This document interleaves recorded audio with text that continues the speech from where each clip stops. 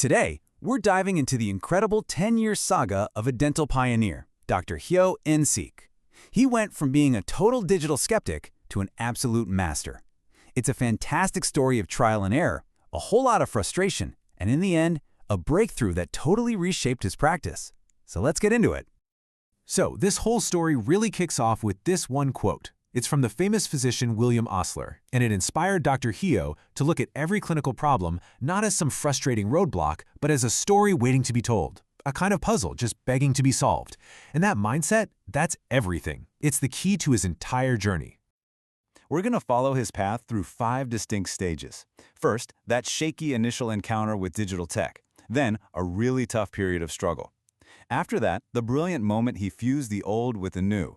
Then, the big decision to take control of the creation process himself. And finally, his arrival at what you could call complete digital mastery. All right, let's rewind the clock to 2011. The whole idea of digital dentistry sounded like a dream come true, you know? Clean, fast, super precise. But as Dr. Hyo was about to find out, the reality was, well, a little messier. So he gets a demo of one of the very first oral scanners out there, the iTero, and the promise was just so appealing. Think about it. No more of that goopy, uncomfortable silicone goo that makes patients gag. Just a quick, clean scan with a wand. For any dentist at the time, this felt like the future had literally just walked through the door. To see if this new tech was really all it was cracked up to be, he set up a classic head-to-head battle. On one side, the old-school way, a traditional silicone impression, a physical stone model, and a crown made from that. On the other side, the new way, an oral scan with the iTero, a 3D printed model, and a crown made from that. 2 different paths to the exact same result. The big question was, which one would actually be better? And the result was a huge letdown. The crown from the digital workflow, it was a bust. It just didn't fit right at the edges, that critical area where the crown meets the tooth. It wasn't nearly precise enough to be used on a patient. So his verdict on this revolutionary technology was pretty clear.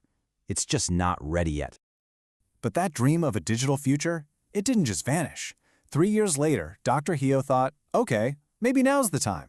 He decided to try again, but this time he put his own money on the line and bought a scanner. And this decision, well, it kicked off the most challenging period of his entire career. So, in 2014, he buys a new scanner, the CS3500. Now, what's really wild about this machine is how it worked.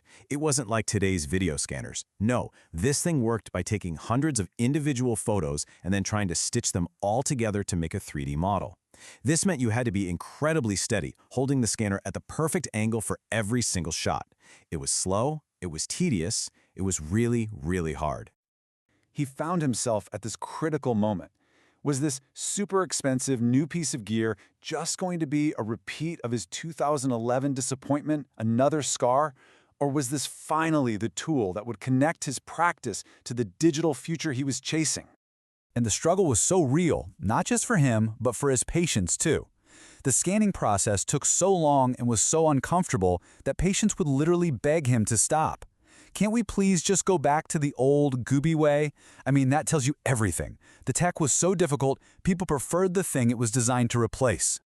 So, after 6 solid months of battling this machine, getting results that were all over the place, and dealing with unhappy patients, he had to make a really tough call.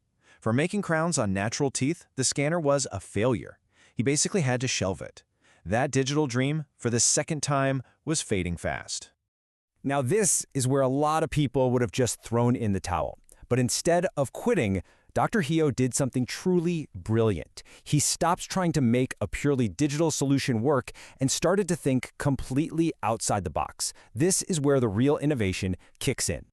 He came up with this genius hybrid workflow specifically for dental implants. Here's how it worked. Step 1, he'd use a trusty old-school impression to make a perfectly fitting custom abutment.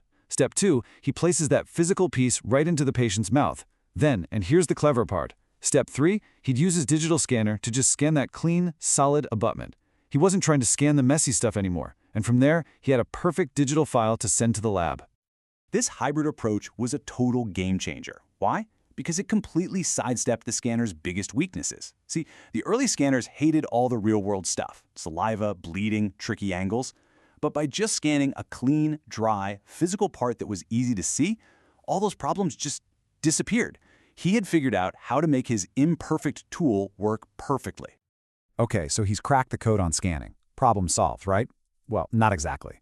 A whole new headache was about to pop up. The problem was no longer in his clinic, it was with the dental labs he was sending his perfect scans to.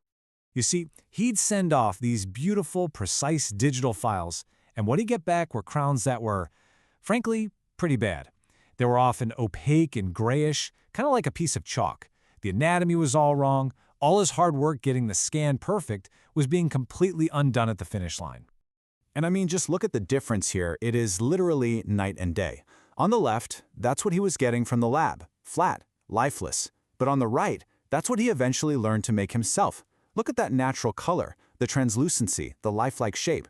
This picture tells the entire story of his quest for control. And this led him to a huge realization. It finally clicked. The problem wasn't the material, the zirconia, which he knew had incredible potential. The problem was the craftsmanship. It was how that material was being turned into a tooth. The labs just weren't getting it right. So what does he do? He goes all in. I mean all in. He buys a sophisticated 5-axis milling machine and brings the entire production process into his own clinic. This was the ultimate move. He wasn't just a dentist anymore. He was now the designer, the manufacturer, the artist. He controlled every single step, from the moment he scanned the patient to the final product. And with that full control, Dr. Hale entered the final phase of his journey. This was the payoff. It was a time of consolidation, where 10 years of tough lessons and small victories finally came together into a seamless, predictable, and incredibly powerful workflow. This timeline really puts it all into perspective. From that first gut punch in 2011, to the nightmare with that photo-stitching scanner in 2014, then that clever hybrid workaround, upgrading to better scanners, and finally adding his own mill in 2018. By 2021, he had so much experience, he was writing a book about it. This wasn't an overnight success. It was a decade-long climb. So after 10 long years, this wasn't about just using fancy new tools anymore. This was true mastery.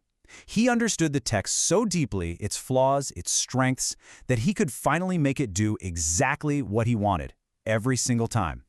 And that's when he decided to write it all down, to help other dentists avoid the same struggles he went through. And really, that brings us to the core lesson of his entire story. Dr. Hale's journey teaches us something really powerful about innovation. He didn't just sit around and wait for the perfect tool to be invented. He jumped into the messy reality of imperfect technology, wrestled with it, and invented his own way forward. So as we wrap this up, his journey from total frustration to total mastery kind of leaves us with a big question to think about for you. It doesn't matter if you're a dentist, an engineer, an artist, or anything else. In a world where the tools are always changing, where are you on your own digital journey?